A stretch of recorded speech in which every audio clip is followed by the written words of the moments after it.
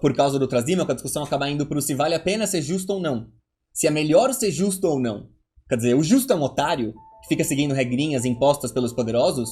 Ou o justo é, tipo, um sábio que faz o melhor? A república toda tá voltada pra esse problema. Não só o que é justiça, mas vale a pena ser justo? O crime compensa? Talvez seja a pergunta suprema da república. Essa história do não sei, só sei que nada sei... Sim, ela é uma certa pilantragem retórica de que, tipo, agora você não precisa defender nada, você tá sempre na posição vantajosa da conversa. Você tá sempre atacando as besteiras que os outros falam. Mas, tipo, os outros que decidiram afirmar, tá ligado? Não é problema deles que os outros decidiram sair falando coisas e, de fato, é verdade, que eles não têm certeza absoluta e que a gente não sabe mesmo. Então, tem uma ambiguidade muito grande nessa história aí.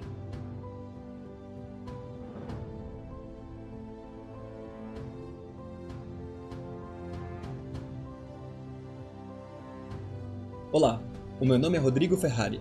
Eu sou bacharel em Filosofia e mestre em Sociologia, os dois pela PUC de São Paulo. Nesse vídeo eu trago para vocês um resumo do livro 1 da República do Platão. Eu vou ver se eu faço uns comentários adicionais depois e tentar fazer um resumo mais acelerado no começo. A história começa com o Sócrates e o amigo dele Glaucon voltando de um festival religioso quando eles são interceptados por um molequinho que fala para eles esperarem, porque tem um cara vindo, um amigo deles vindo. Eis que chega o Polemarco com o seu pessoal e convidam o Sócrates e o Glaucon para ir lá comer com eles e trocar uma ideia na casa deles. O Polemarco é filho do Céfalo, eles são uns caras ricos e tal. O Sócrates fala que não quer ir porque ele tá cansado e que ele prefere voltar para casa, mas o Polemarco e o pessoal deles falam, não, olha, a gente é mais que vocês, a gente não vai deixar você voltar para casa, vocês precisam vir aqui com a gente. E aí o Sócrates fala, mas eu posso convencer vocês a me deixar voltar para casa? E eles falam, mas a gente pode se recusar a ouvir. E daí o Sócrates fala, verdade, então, beleza. E aí ele é obrigado a voltar com o pessoal pra casa do Polemarco, pra eles terem a conversa e tudo mais. E tudo isso é o começo da República. Então a República acontece, a conversa da República acontece, que é tudo um diálogo, né? Só porque o Sócrates foi obrigado pelo Polemarco e o pessoal dele a ter essa conversa, porque eles se recusaram a conversar. Porque eles disseram que eles se recusavam a ouvir os argumentos do Sócrates. Então eu acho que é interessante que essa é a primeira lição que aparece logo no começo da República. Mas beleza, daí eles vão pra casa do Céfalo e começam lá a verdadeira nata da República, a discussão mesmo. O Céfalo é o pai do Polemarco, é um cara ricão, então o Sócrates chega lá chutando balde, perguntando, e aí, é bom ser velho? Como é que é ter superado os prazeres da carne e tudo mais? Aí eles falam um pouco do pós-vida, e eles vão encaminhando a discussão em direção à justiça, que é o tema geral da República. E a forma como essa discussão começa, eu acho que é digna de nota. O Sócrates pergunta pro Céfalo o que ele acha que a riqueza dele mais trouxe de benefício pra ele. E aí o Céfalo pensa e ele fala que a coisa que mais trouxe é ele não ter dívida. O que pode parecer trivial, mas entre os gregos, os deuses, você pode ter dívida com os deuses, e aí é sério o negócio. Então ter grana é muito bom pra você não ter dívida com os deuses.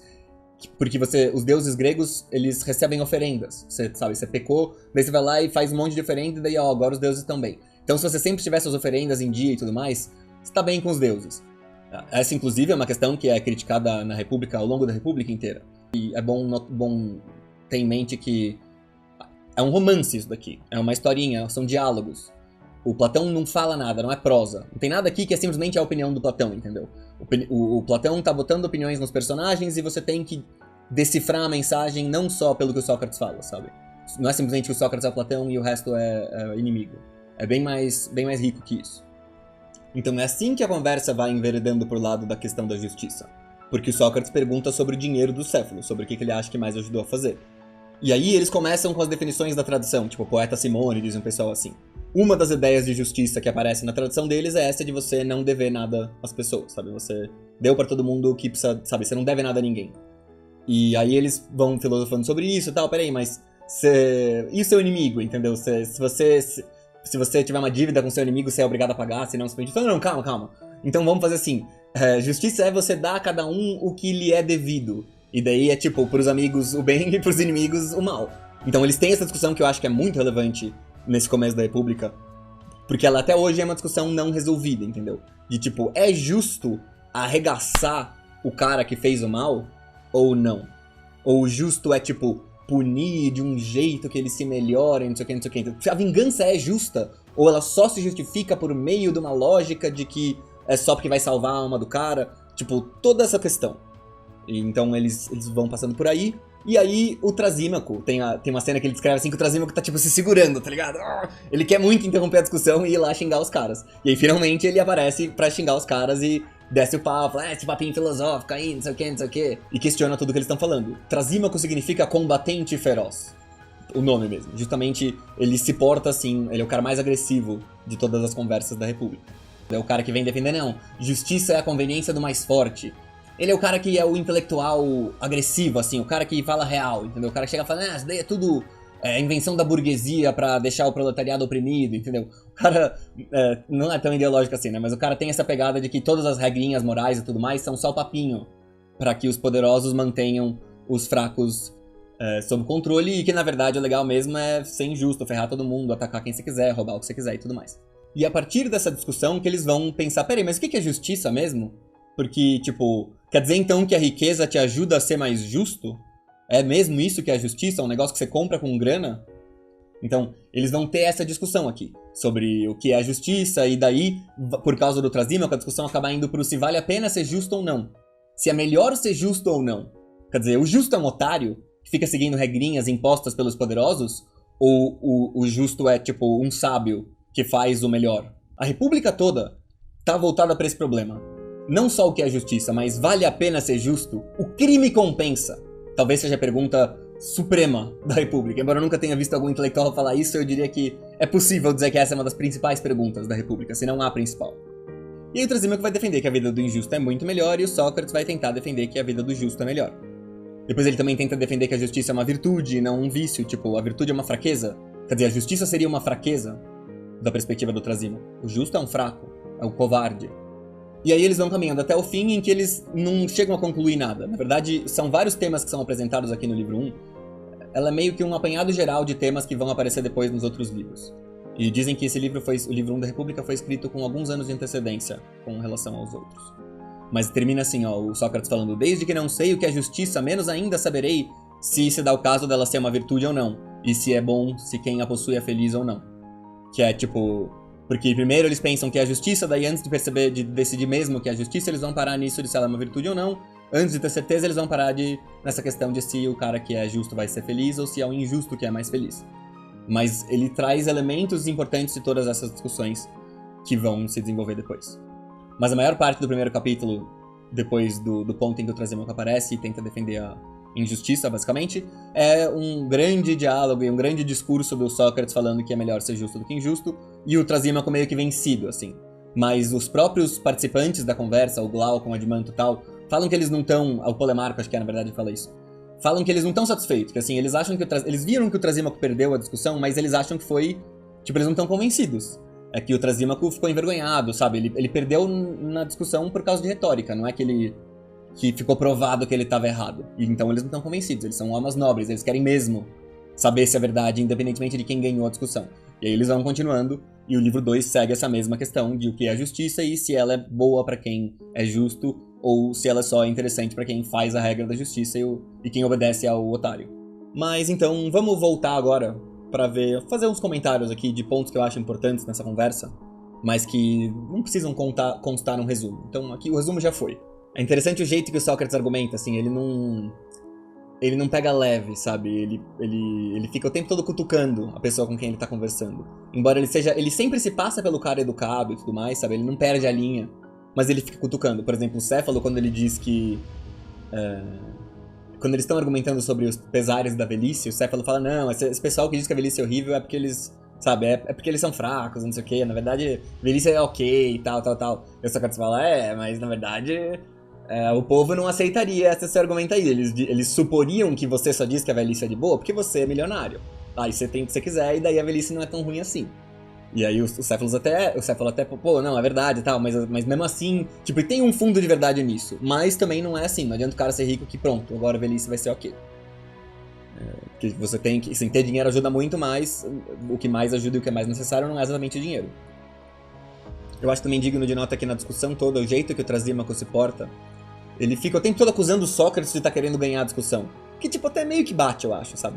Mas, tipo, o Sócrates não tá se portando assim. Quem tá fazendo daquilo uma briguinha é o Trasímaco. E daí ele perde e fica bravo. Porque o Sócrates vence na briguinha do jeito dele, que é um jeito muito pilantra de discutir. Que ele nunca sabe... Essa história do não sei, só sei que nada sei... Sim, ela é uma certa pilantragem retórica de que, tipo, agora você não precisa defender nada, você tá sempre na posição vantajosa da conversa. Você tá sempre atacando as besteiras que os outros falam. Mas, tipo, os outros que decidiram afirmar, tá ligado? Não é problema deles que os outros decidiram sair falando coisas e, de fato, é verdade, que eles não têm certeza absoluta e que a gente não sabe mesmo. Então, tem uma ambiguidade muito grande nessa história aí. Uma analogia importante que eles fazem também pra rebater o Trasímaco, quando o Trasímaco fala que a justiça é a conveniência do mais forte. Tá, então beleza. Então você tá falando que, tipo, os governantes são mais fortes, daí eles falam justo é isso pra que os governados obedeçam, porque é interesse deles. Beleza. Mas... e quando o governante estiver errado? E quando obedecer a lei daquele governante vai fazer mal pra aquele governante?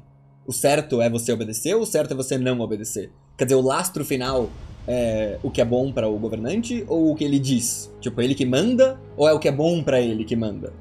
E então eles vão tendo discussões desse tipo. Daí também eles passam pra uma outra metáfora. O Sócrates sempre compara as coisas com um médico.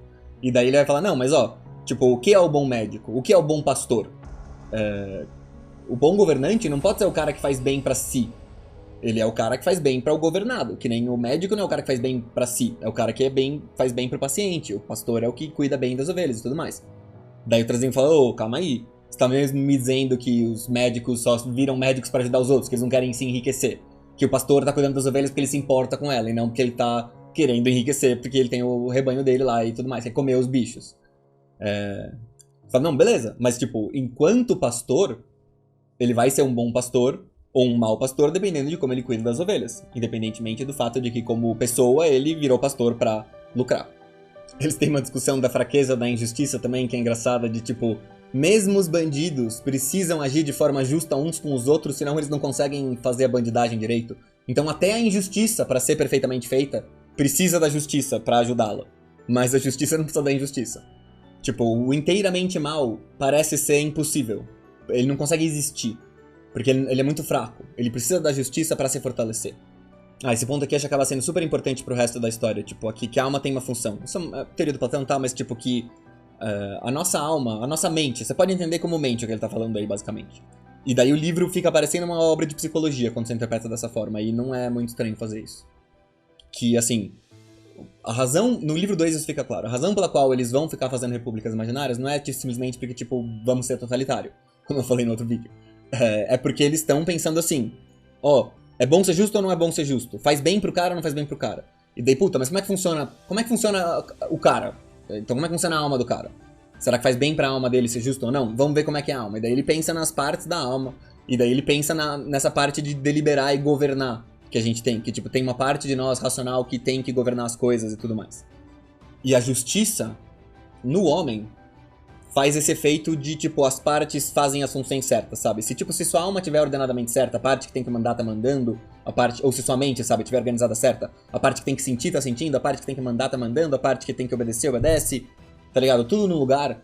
Isto é a justiça análoga à pessoa. E aí ele vai fazer assim, tá, mas isso é muito difícil de entender. Mas na cidade é um pouco mais fácil. Você pensa, tem essa parte aqui, tem aquela classe ali, tem os sapateiros, tem os pescadores e tudo mais, isso daqui tudo se organiza e daí você vê. Se tiver justiça nessa organização interna, tudo funciona bem e é melhor pra cidade do que se tiver organizado de um jeito desproporcional. Injusto nesse sentido. E daí a metáfora é, tipo, que a cidade, ela é uma versão macro da pessoa. A pessoa é uma miniatura da cidade. Na verdade, mais precisamente, é que ele vai usar a cidade como uma versão macro das pessoas pra ser mais fácil de entender. Deixa eu ver se eu tenho até grifado aqui a parte. É que tá no livro 2, né? Então não importa. Mas acho que é isso aí, galera. Valeu por quem ficou até o fim. Então, beleza, galera. Falou. Depois eu faço dos outros livros também, se vocês gostarem.